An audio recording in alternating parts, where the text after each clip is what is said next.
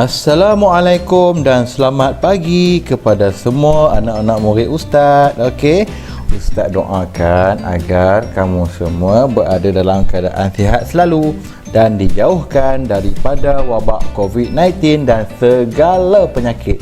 Dan kita doakan agar COVID-19 ini segera berakhir di muka bumi kita, insya-Allah. Amin amin ya rabbal alamin. Okey, baik, pada hari ini Ustaz akan mengajar kamu subjek pendidikan Islam. Okey, sebelum tu Ustaz nak kamu buka buku teks kamu dulu. Okey, buka buku teks pendidikan Islam muka surat 79. Okey, buka sama-sama Okey, baik, kalau dah buka bagus, tengok buku Okey, tajuk kita pada hari ini ialah solatku sempurna. Okey, solatku sempurna ini menceritakan tentang syarat-syarat wajib solat dan syarat-syarat sah solat. Ingat tak Ustaz pernah share kat kamu kan satu video lagu kan yang menceritakan tentang syarat-syarat wajib solat dan syarat-syarat sah solat. Okey, hari ni Ustaz ulang balik sikit sebelum jadi kita akan masuk kepada tentang tajuk baru, iaitu kepentingan syarat-syarat wajib solat dan kepentingan syarat-syarat sah solat. Tapi sebelum tu Ustaz akan ulang balik dulu tentang syarat-syarat wajib solat dan syarat-syarat sah solat. Okey, seperti mana yang kita belajar dalam video nyanyian tu. Okey, syarat-syarat wajib solat ada 3. Okey, syarat-syarat wajib solat yang 3 tu ialah apa? Yang pertama ialah Islam. Bermakna dekat sini orang bukan Islam tidak wajib solat. Okey, yang kedua pula ialah baligh. Baligh ni apa? Baligh ni ialah cukup umur. Okey, jika masuk dekat sini budak-budak yang belum cukup umur tidak wajib solat. Okey, baik, faham ya semua? Okey, bagus. Kalau faham, kita teruskan kepada syarat wajib solat yang ketiga, iaitu berakal, iaitu orang yang berfikiran waras. Okey, orang gila tidak wajib untuk melakukan solat. Ada 3 syarat wajib solat kan. Syarat wajib solat ni apa? Syarat wajib solat ni ialah perkara-perkara yang 3 ni lah: Islam, baligh, berakal. Kalau kita ada ketiga-tiga ini, maka kita wajib melakukan solat. Faham ya semua? Alhamdulillah, bagus semua. Okey, bagus kalau semua dah faham. Semua buka muka surat 80 pula. Okey, Ustaz nak ulang balik tentang syarat-syarat sah solat. Okey, syarat sah solat seperti dalam lagu tu ada menyebut 5 perkara kan. Okey, syarat sah solat yang pertama apa? Mengetahui masuk waktu solat. Kita kena tahulah bila masuk waktu. Kita tak boleh lah solat ikut suka kita saja kan, betul tak? Kita kena tahu lah solat ada 5 waktu. Okey, yang pertama subuh, zuhur, asar, maghrib dan isyak. Ada 5 solat yang wajib kita buat. Okey, itu syarat yang pertama. Syarat yang kedua ialah suci daripada hadas kecil dan hadas besar. Okey, hadas kecil ni apa? Hadas kecil ni ialah benda yang keluar daripada kubul dan dubur, iaitu seperti apa? Seperti air kencing dan berak. Kamu berak itu hadas kecil. Air kencing kamu pun hadas kecil. Hadas besar ni apa? Hadas besar ni ialah keluar air mani, keluar darah haid, keluar darah nifas, bersetubuh, keluar darah wiladah dan mati selain mati syahid. Okey, faham ya semua? Okey, bagus. Okey, yang ketiga apa? Syarat sah yang ketiga. Syarat sah yang ketiga ialah suci daripada najis pada tubuh badan, pada pakaian dan pada tempat yang kita nak solat. Contohnya apa? Tahi, darah dan nanah. Tak adalah dekat tempat yang kita nak solat tu. Dekat baju kita tak ada tahi dan nanah. Okey, dekat badan kita pun tak ada. So kita sah lah solat kita. Bila tempat yang kita nak solat tu suci, badan kita pun suci, pakaian kita pun suci, maka solat kita sah lah kan. Okey, yang keempat ialah syarat sah yang keempat apa? Menutup aurat. Kita kena tutup aurat bila kita nak sah solat, baru Allah Subhanahu Wa Taala terima solat kita. Okey, kat sini Ustaz nak sebutlah aurat lelaki daripada pusat hingga lutut. Maksud dia kat sini atas pada pusat, bawah pada lutut. Tapi kita pakailah baju kan, pakailah baju lengkap. Barulah nampak cantik kan. Okey, baik. Aurat perempuan pula. Aurat perempuan ialah seluruh anggota badan kecuali muka dan tapak tangan. Kan. Muka dan tapak tangan je. Tapi kita pakai telekung kan. Muka sajalah. Okey, kita pun solat. Itu aurat lelaki dan perempuan.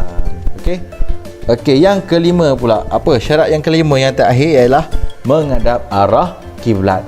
Kita kalau kita nak solat, kita mestilah menghadap ke arah kiblat. Jangan hadap ke arah lain pula kan. Barulah sah solat kita. Kan. Okey, semua faham Semua faham? Alhamdulillah. Kalau faham bagus. Okey, syarat solat ni apa sebenarnya? Syarat solat ni ialah perkara yang membolehkan kita solat kan, dan perkara yang menyebabkan solat kita itu sah. Bila dah cukup 5 syarat ni, solat kita sah, diterima oleh Allah Subhanahu wa taala. Okey, faham semua ya? Bagus. Alhamdulillah. Okey, bagus. Alhamdulillah. Kamu pun dah tahu kan, syarat wajib solat ada 3, syarat sah solat ada 5. Okey, baik. Sekarang kita nak masuk kepada kepentingan syarat-syarat wajib solat. Okey, kamu tengok muka surat 81 dalam buku teks kamu Okey, kita tengok dari sudut Islam. Tidak wajib ke atas orang kafir. Orang kafir tak payah solat. Tapi kita orang Islam kena solat. Okey, yang kedua, baligh. Tidak wajib ke atas yang belum cukup umur, iaitu kanak-kanak yang belum cukup umur tidak wajib. Okey, yang ketiga, berakal, iaitu tidak wajib ke atas orang gila. Orang gila tidak wajib solat. Okey. Kepentingan solat, kepentingan syarat-syarat sah solat pula. Kita tengok apa kepentingan dia. Okey, yang pertama tadi apa? Masuk waktu. Supaya apa? Supaya kita sentiasa peka dan berdisiplin. Jangan kita solat suka hati kita je, betul tak? Okey. Yang kedua, aurat. Supaya Allah nak suruh kita menjaga maruah dan patuh pada perintah Allah. Okey, yang ketiga, arah kiblat sebagai lambang penyatuan umat Islam. Okey, kita satu arah kiblat yang sama, barulah kita tidak bergaduh. Okey. Yang keempat, suci daripada hadas. Ini untuk memastikan diri kita sentiasa dalam keadaan suci dan bersih daripada sudut zahir dan batin. Okey, yang kelima, suci daripada najis. Ini untuk memastikan kebersihan sentiasa menjadi keutamaan dalam hidup kita. Ini mendorong kita supaya kita menjadi seorang yang bersih. Okey, semua faham tentang kepentingan syarat wajib solat dan kepentingan syarat sah solat? Okey, bagus. Alhamdulillah. Jika kamu nak lebih faham, kamu boleh baca lagi muka surat 81 ni berulang-ulang kali. Okey, semua bagus, faham ke? Alhamdulillah, bagus. Okey, baiklah semua murid-murid yang disayangi. Okey, baik. Kita sekarang nak masuk kepada kesan solat dalam kehidupan kita. Apabila kita solat, apa yang kita dapat? Apa yang kita dapat? Okey, yang pertama kamu boleh rujuk buku teks kamu muka surat 82. Okey, tengok buku teks muka surat 82. Okey, ustaz nak tengok yang pertama apa? Yang pertama dia kata itu semua ada 3 saja kan. Okey, 3 saja. Okey, yang pertama ialah bila kita solat dalam kehidupan kita, yang pertama menepati masa. Maksudnya dekat sini kita akan sentiasa menepati masa kita. Itu yang pertama. Okey, yang kedua. Yang kedua ialah mencegah melakukan kemungkaran. Maksudnya kat sini bila kita solat, kita dekatkan diri kita dengan Allah Subhanahu wa taala. Jadi kita ini dijauhkan daripada melakukan benda-benda yang tidak elok. Kita terselamat, dipelihara oleh Allah Subhanahu wa Ta'ala. Okey, faham semua? Alhamdulillah, bagus. Okey, yang ketiga. Yang ketiga ialah sentiasa menjaga kebersihan. Kerana apa? Sebab kita kalau solat kita bersih kan. Jadi secara tak langsung dekat situ kita dalam keadaan bersih sentiasa. Betul tak? Betul. Jadi semua faham? Alhamdulillah, bagus. Okey, bagus semua. Jadi secara kesimpulannya, Ustaz nak rumuskan dekat sini bahawa kita hendaklah mematuhi semua syarat-syarat solat yang telah ditetapkan supaya apa? Supaya untuk memastikan solat kita diterima oleh Allah. Kita janganlah solat ikut suka hati kita je kan.